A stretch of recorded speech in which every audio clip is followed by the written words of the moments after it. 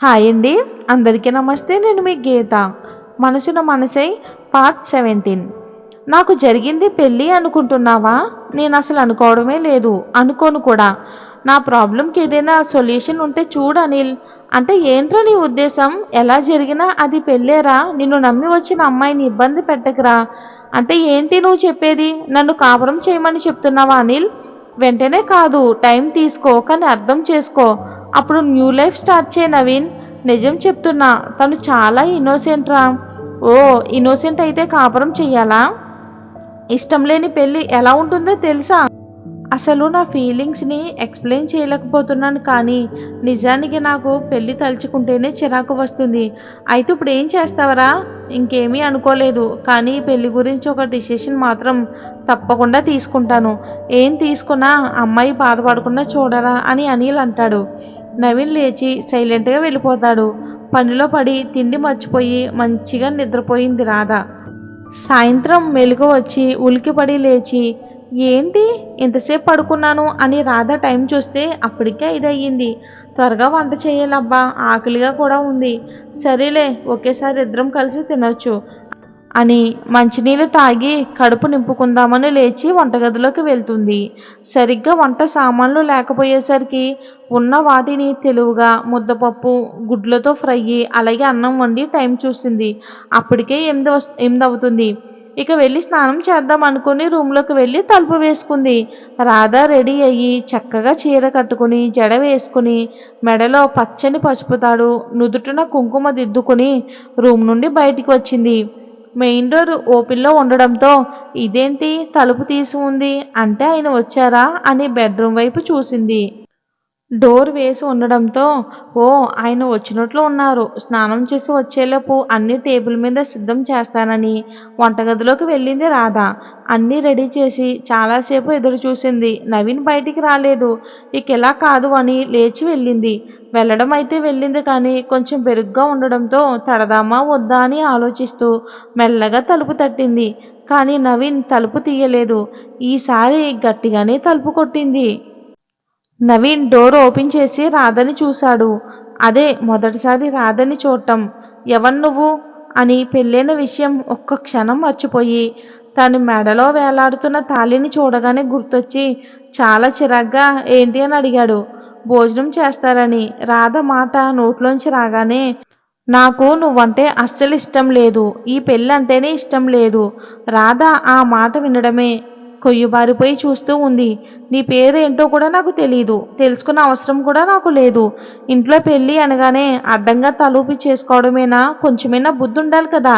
నా తల్లిదండ్రులకు ఎలాగో కొడుకు అభిప్రాయంతో పనిలేదు. మరి మీ అమ్మ నాన్నకి ఏమయ్యింది? మీ అమ్మ నాన్నలకైనా బుర్ర ఉండాలి కదా. అలా ఎలా పెళ్లి చేస్తారు?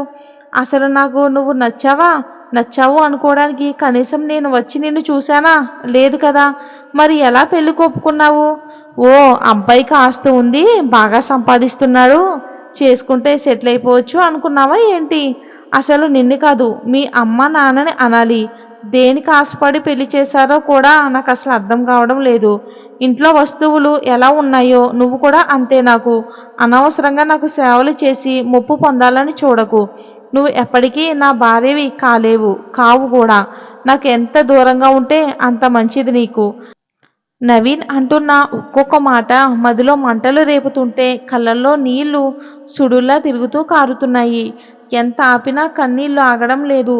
అలాగే ఏడుస్తూ ఒక్కసారిగా నోరు మూసుకుని గట్టిగా ఏడ్చేసింది.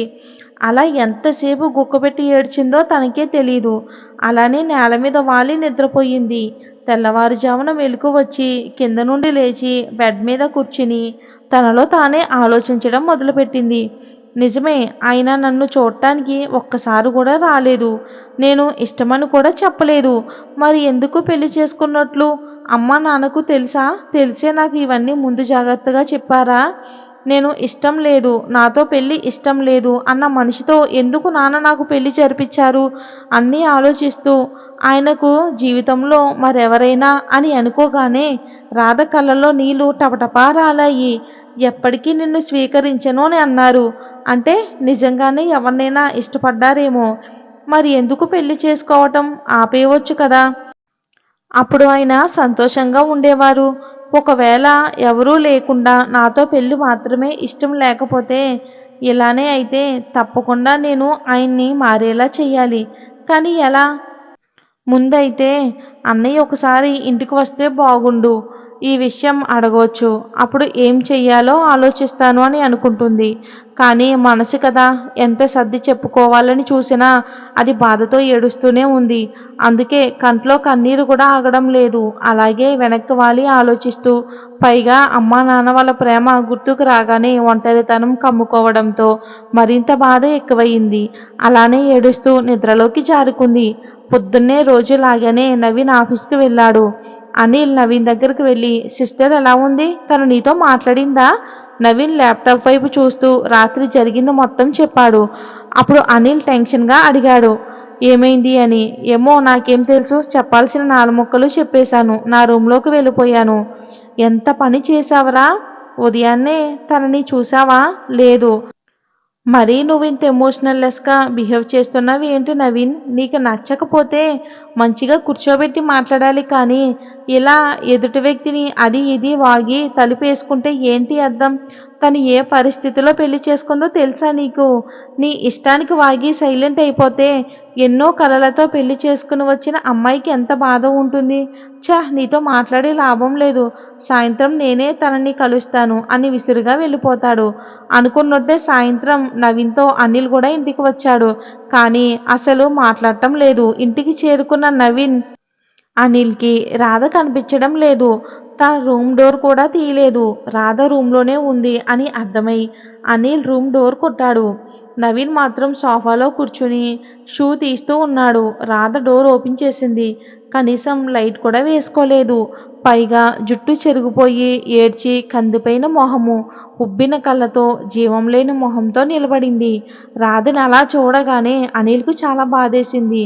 రాధ అని అనగానే, అన్నయ్య ఆకలిగా ఉంది, తినడానికి ఏమైనా పెడతారా? ఇంట్లో సరుకులేమీ లేవు అని కడుపు మీద చెయ్యి పెట్టుకుని రాధ నిస్సహాయంగా అడుగుతుంది. అనిల్‌కి ఆ మాట వినగానే కంట్లో నీళ్లు వచ్చి చేరాయి. ఇప్పుడే తెస్తాన్రా, ఒక్క 10 నిమిషాలు అని నవీన్ వైపు సీరియస్‌గా చూసి అనిల్ వెంటనే ఫుడ్ తేవడానికి బయటికి వెళ్తాడు. మరి నవీన్, రాధ కలిసి ఉంటారా? విడిపోతారా? అనేది వచ్చే భాగంలో చూద్దాం. స్టోరీ చాలా ఇంట్రెస్టింగ్‌గా ఉంటుంది. డైలీ మన ఛానల్‌లో 2 స్టోరీస్ వస్తాయి. మిస్ అవ్వద్దు. Thanks for watching.